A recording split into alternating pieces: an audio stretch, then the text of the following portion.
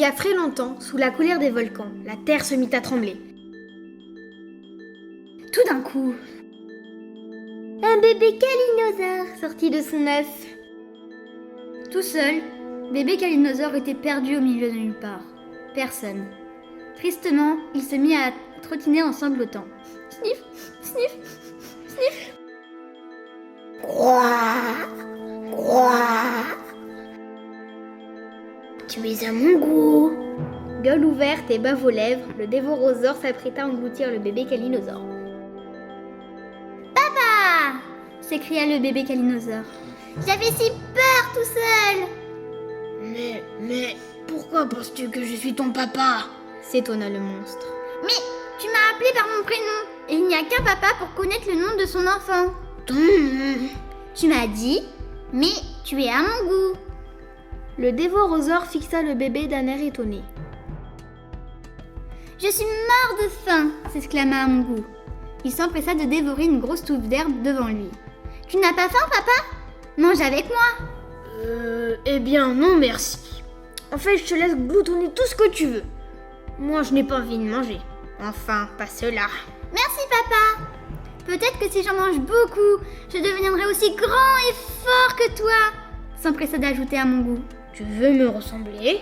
Murmura le dévorosaure. Soudain,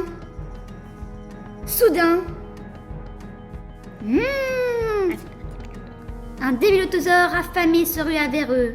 À mon goût, bava le débilotosaure. Bonjour monsieur, vous me connaissez aussi? S'étonna le bébé calinosaure. Oui, je suis sûr que tu as mon goût, répondit le glouton. Et aussitôt, il se jette sur l'enfant, ses crocs pointus s'enfoncent. Ah! Le dévorosaure avait protégé de son corps à mon goût. Les dents du débilotosaure avaient sauvagement mordu le gentil dévorosaure. Malgré la violente douleur, le dévorosaure se débattit. Vlan! D'un grand coup de queue, le dévorosaure envoya valser le méchant débilotosaure. Pendant ce temps, Amongu était paisiblement en train de déguster une grosse touffe d'herbe. Il ne prêtait aucune attention à la bataille. Exténués tous les deux, Amongu s'endormit sous le regard attendri du dévorosaure. Sa blessure le faisait souffrir, mais il susurra à l'oreille de l'enfant. Tu veux me ressembler, hein? Au petit matin, le dévorosaure se réveilla et ne trouva pas Amongu. Où a-t-il pu bien passer, ce coquin? Il chercha partout, sous les rochers, près des volcans, dans les bois, aux abords des étangs. Rien. Peut-être que le débilotosaure l'aurait croqué pendant que je dormais. Les dévorosaure s'inquiétaient. Lorsque tout d'un coup, il entendit une petite voix. Papa!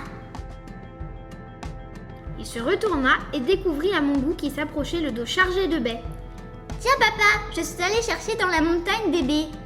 J'ai bien vu hier que tu n'aimais pas l'herbe. J'espère que tu vas apprécier leur goût. Mais c'est très dangereux ce que tu as fait, gronda le dévorosaure en colère. Je suis désolée. Sniff. Je voulais juste sniff te faire plaisir, bredouilla Amongu. Ne pleure pas. Je comprends que tu aies fait cela pour me faire plaisir. Mais tu as pris trop de risques. Enfin, elles sont très bonnes, ces baies. À partir de ce matin, les deux amis allèrent cueillir des baies tous les jours.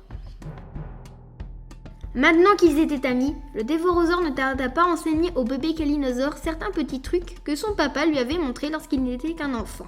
Regarde à mon goût, tu dois foncer comme ceci dans les rochers pour les défoncer. Waouh! Comme tu es fort! Je voudrais grandir aussi vite pour te ressembler. Chaque jour, le dévorosaure montrait à l'enfant l'étendue de ses possibilités physiques. Il déracinait les arbres à coups de queue. Il apeurait les autres dinosaures grâce à son fantastique rugissement.